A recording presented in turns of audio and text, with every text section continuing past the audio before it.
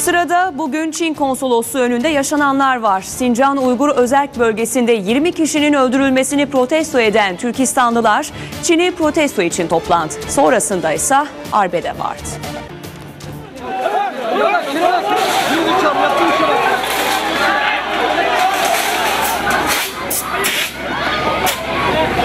Doğu Türkistanlılar Çin Başkonsolosluğu önünde toplandı.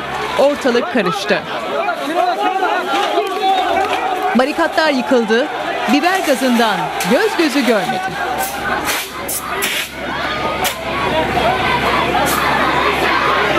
Sincan Uygur Özerk Bölgesi'ndeki Hoten kentinde 20 Doğu Türkistanlı'nın öldürülmesini protesto eden grup konsolosluğun kapısına dayandı. Polis grubu konsolosluğa yaklaştırmamakta, grupsa binaya siyah çelenk bırakmakta kararlıydı. Güvenlik bariyerlerini yıkan Doğu Türkistanlılara polis biber gazıyla müdahale etti. Gerginlik 3 kişinin konsolosluk önüne siyah çelenk bırakmasına izin verilmesiyle sona erdi. Herkes kadın insanını kıracaksın.